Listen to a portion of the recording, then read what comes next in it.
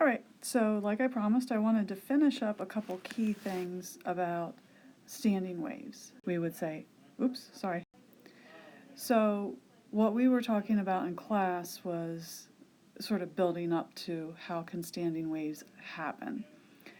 So the two things that we needed to know was what would happen to a wave traveling down a string when it hit a boundary, how would it reflect?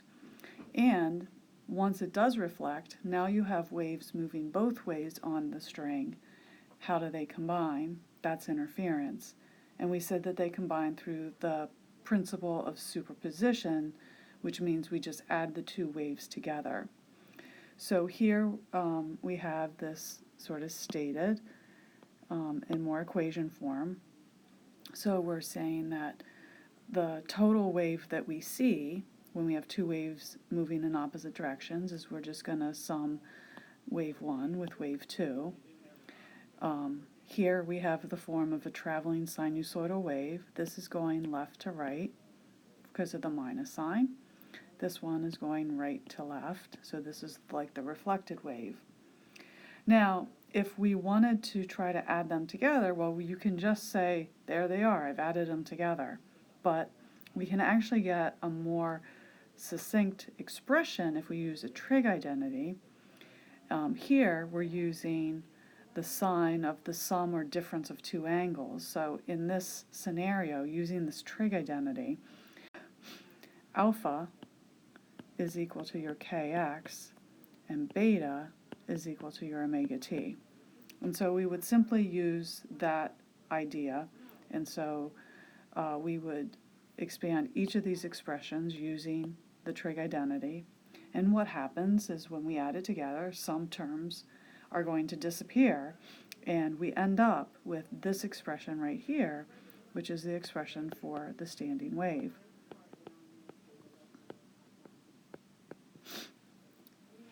Now, some people found this a little bit confusing, so let's talk about this expression. In a sense, when we have a standing wave, as we see up here,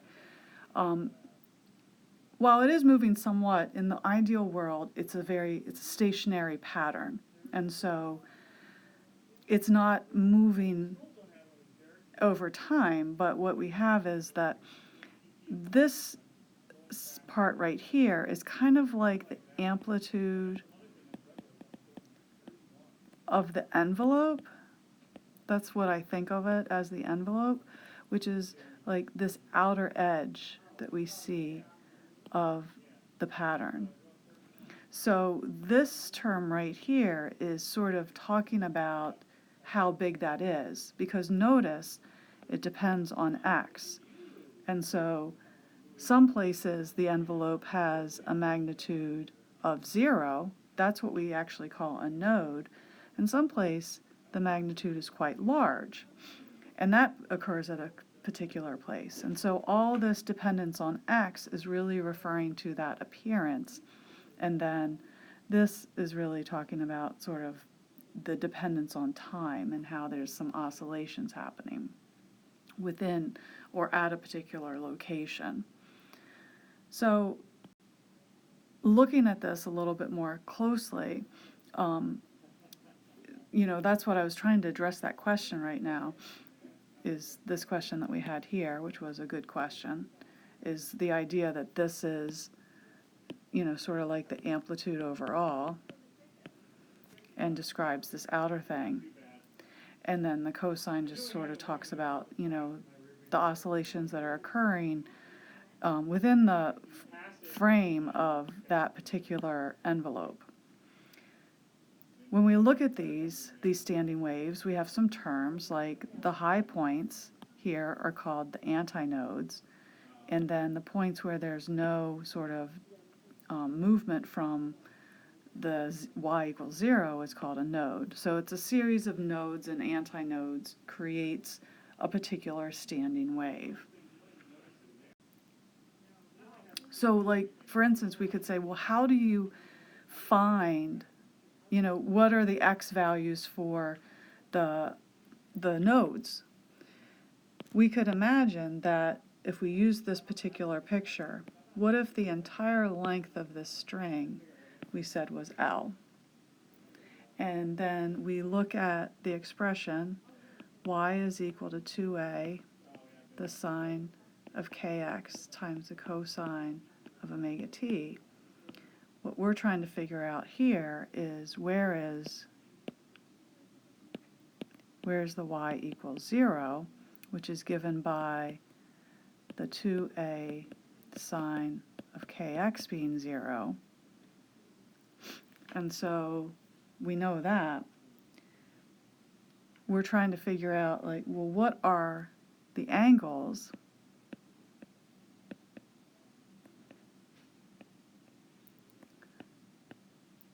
where the sine of those angles is equal to 0.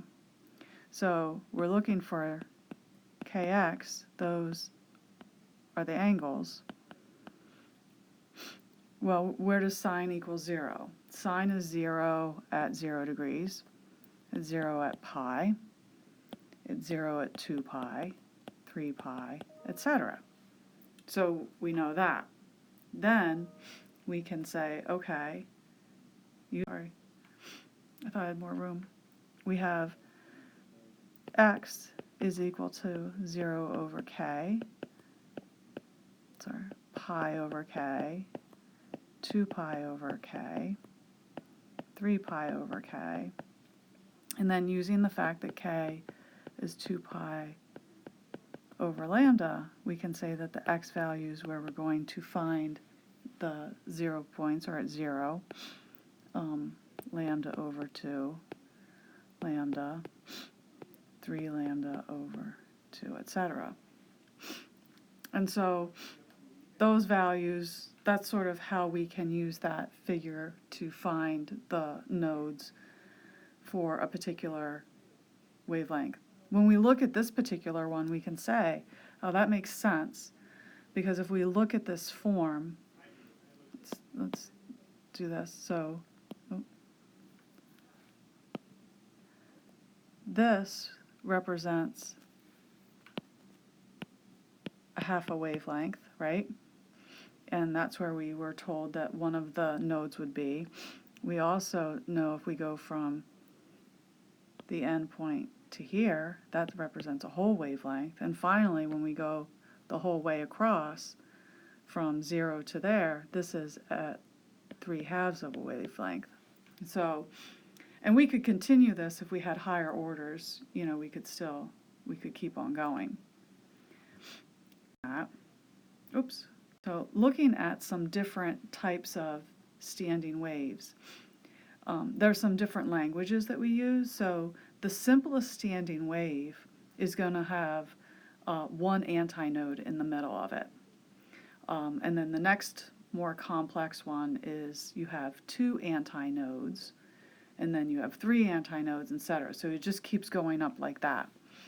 And when we think about this, if the entire length of the string is L, we can compare the length of the string to the length of the wavelength. You know, we can see that this represents a half a wavelength. And so we see that relationship between here.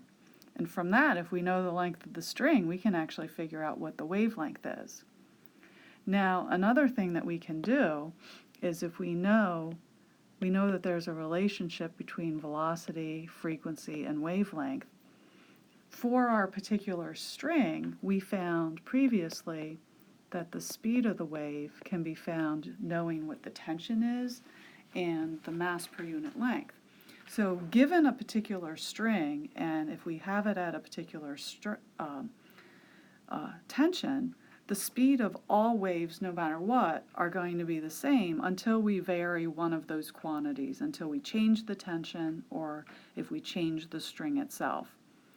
So now when we're talking about this simple case, if we know what the wavelength is, we can also find the frequency, which is going to be the velocity over that wavelength, which actually could be written as 1 over 1 wavelength times that tension over mu square root. Now, because this is the simplest setup, this standing wave is the simplest one that can occur, we call this the fundamental frequency.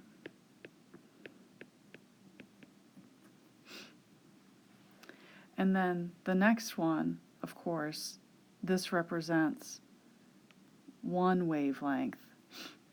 And so that is what we call the second harmonic.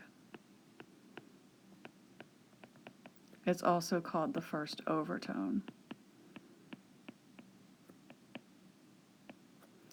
And then, of course, this is the third harmonic, or the second overtone. But what I wanted to make a point about is, for these, in your book, there are expressions of how I can find lambda sub n and frequency sub n.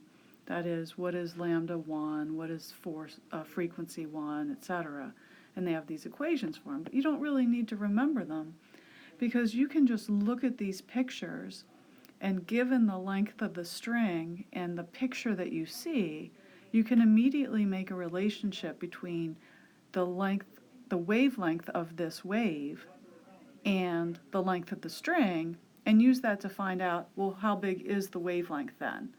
So for instance, in the last one, we see that this length is 3/2 of a wavelength, so I can find the wavelength simply by rearranging this expression. And then I know what that is. And if I know the speed of the wave, because I've already calculated it using the frequency, the tension and the mass per unit length, I can easily find the frequency of this particular standing wave. It's just found by dividing that velocity by the wavelength. I don't need to use their fancy equations. I think that's a lot easier to use this approach. Maybe you'll disagree, but it was just my 2 cents for that. So that finishes up standing waves for us, and we will dive into electrostatics next time I see you next Thursday.